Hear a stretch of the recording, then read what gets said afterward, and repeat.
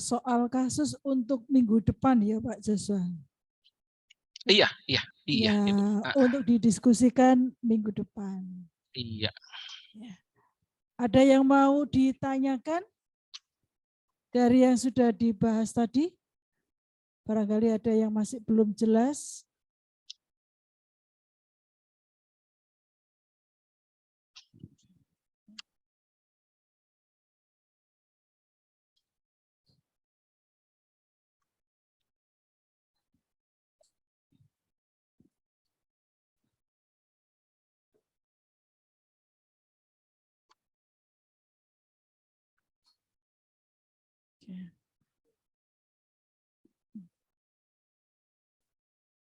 Ya. Baik. Bagaimana? Belum selesai. Sekarang Bu Supri yang tanya soalnya. Ya. Oke.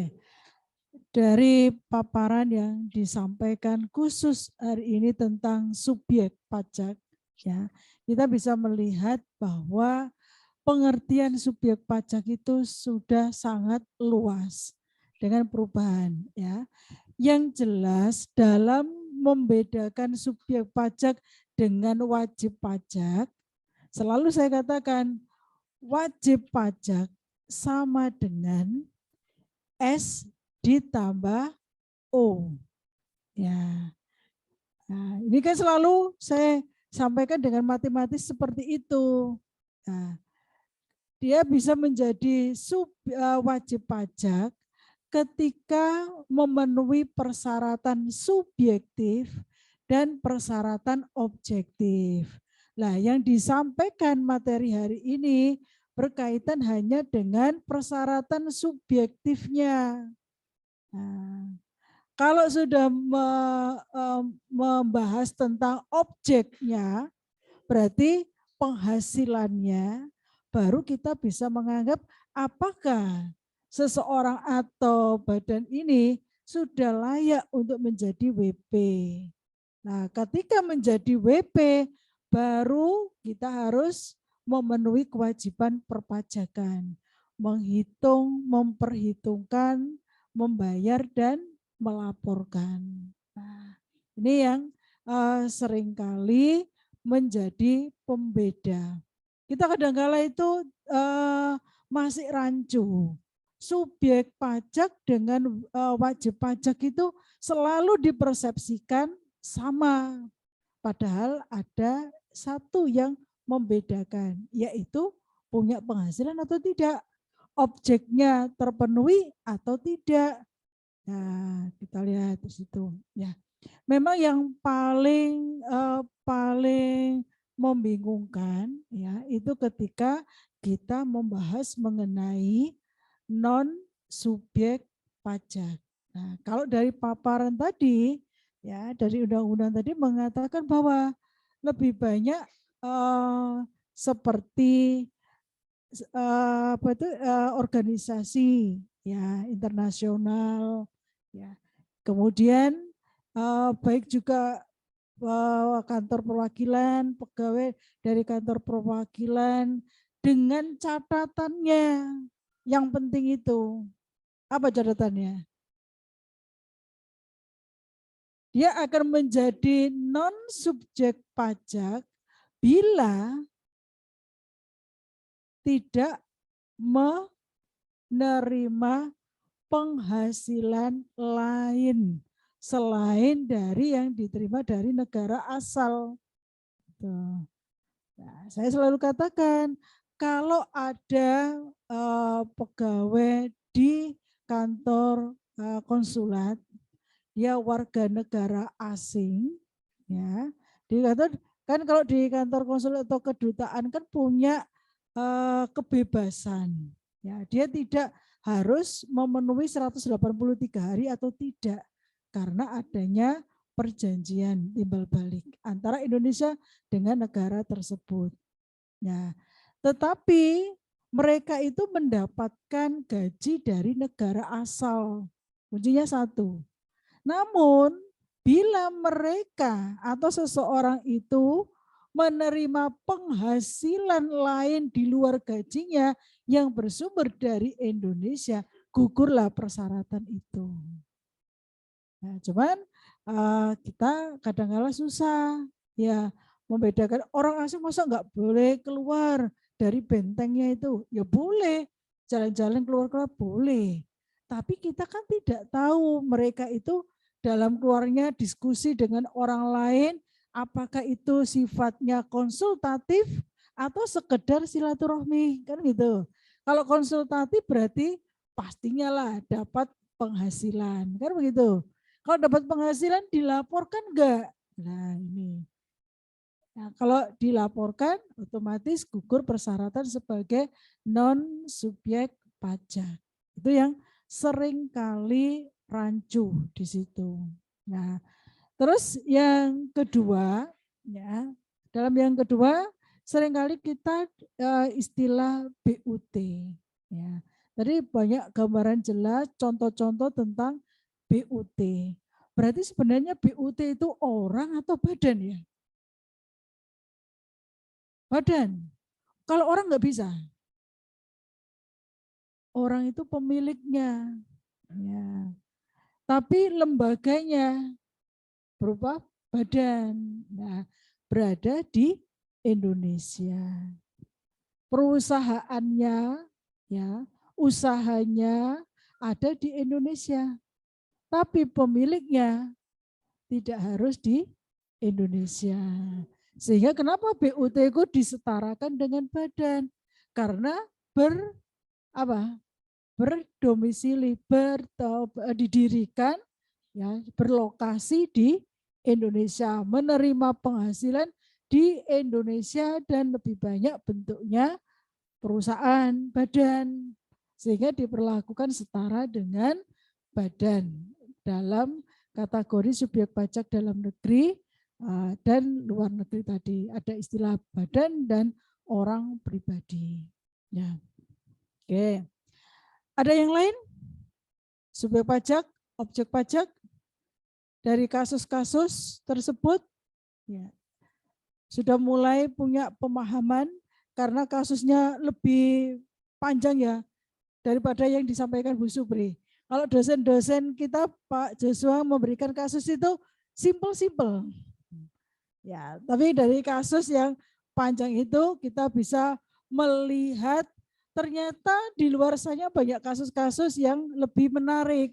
Nah, karena Pak Joshua sudah seringkali menangani kasus-kasus yang seperti itu. Ini yang bisa kita dapatkan ilmu baru, pengetahuan baru yang mungkin saya dan tim dosen itu tidak banyak memberikan kasus-kasus seperti itu.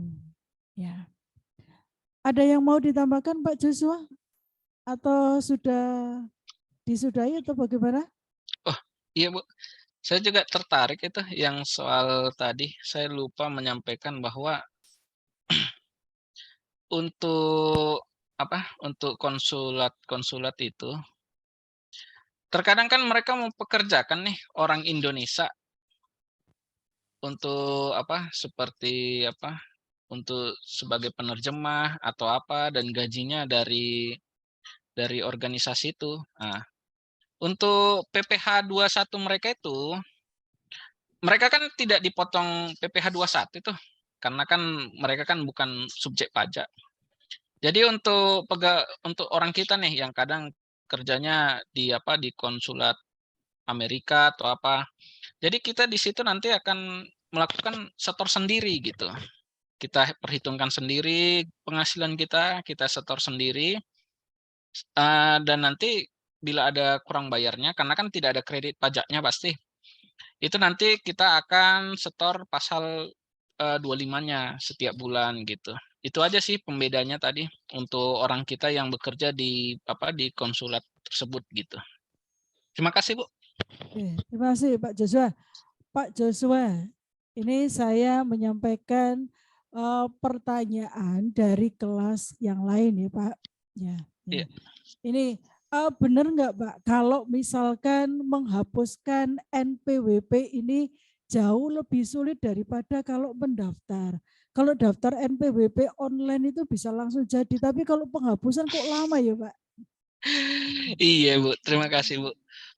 Jadi sesuai dengan Undang-Undang KUP, untuk penghapusan NPWP badan itu 1 tahun, dan untuk penghapusan orang pribadi itu 6 bulan. Apabila lewat dari situ, maka telah dihapuskan secara jabatan gitu kan, dihapus otomatis gitu.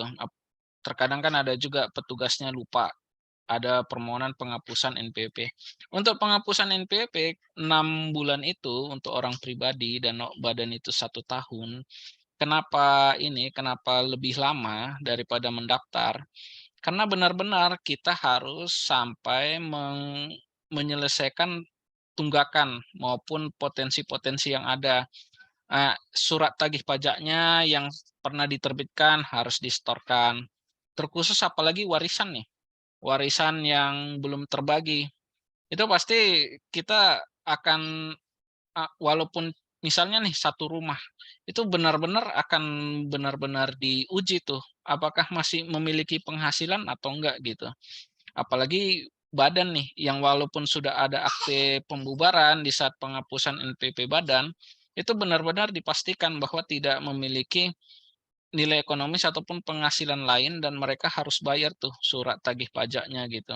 Karena memang pembedanya untuk penghapusan NPWP badan dilakukan fungsional, sedangkan untuk penghapusan NPWP orang pribadi itu dilakukan oleh seksi terkait gitu. Sehingga memang agak lama dia.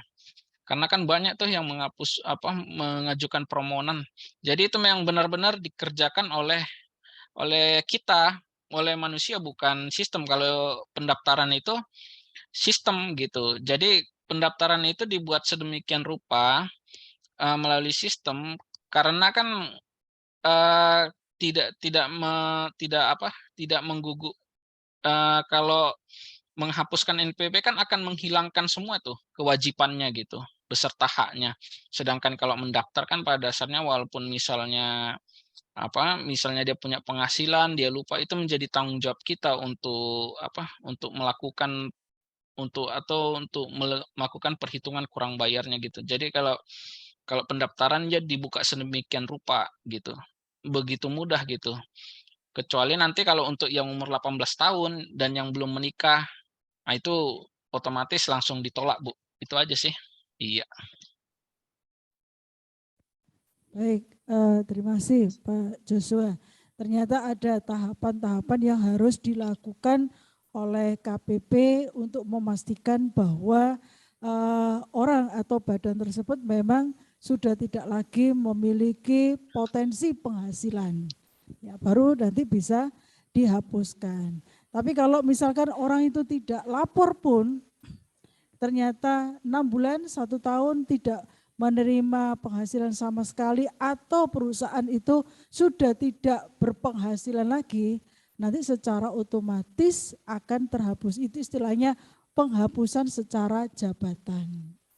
Ya, tetapi proses yang dilakukan pihak KPP itu disampaikan tadi kan pekerjaan orang. Nah, dalam Indonesia itu mungkin yang mau menghapuskan deteksi satu persatu itu kan butuh waktu. Tidak secepat itu. Ya, kalau kita bermain dengan sistem gampang. Ya, karena misalkan orangnya sudah meninggal. Terus si ahli waris ini nggak ngerti kalau misalkan ayahnya itu punya NPWP, ayahnya punya kewajiban pajak, kadang-kala anak ini nggak ngerti begitu. Akhirnya dibiarkan saja, kecuali kalau ada surat pajak, tagihan pajak, baru si anak ini bergerak. Oh ternyata bapak saya punya NPWP. Nah banyak kasus yang seperti itu terjadi.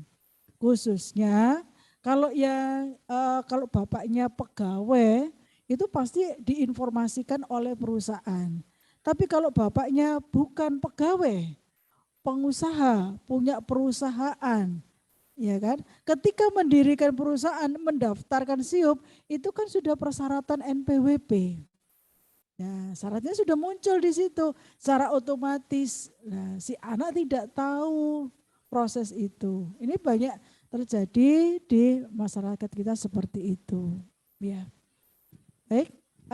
Ada lagi Pak Joshua yang mau disampaikan itu sedikit tambahan dari saya.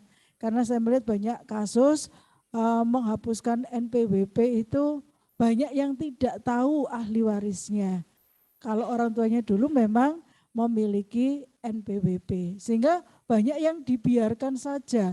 Ya tidak mengajukan permohonan, dibiarkan saja dan juga tidak memenuhi kewajiban perpajakan. Nah, ini yang banyak terjadi di masyarakat kita.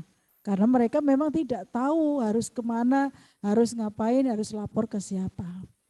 Itu Pak Joshua. Tambahan dari saya terakhir. Ya, terima kasih Bu. Udah sekian dari saya. Baik, ya. Materi minggu kedua ya kita sudahi dan mohon maaf Karim memang kita terlambat karena di teknis harus ganti ruangan Pak Joshua dari lantai 7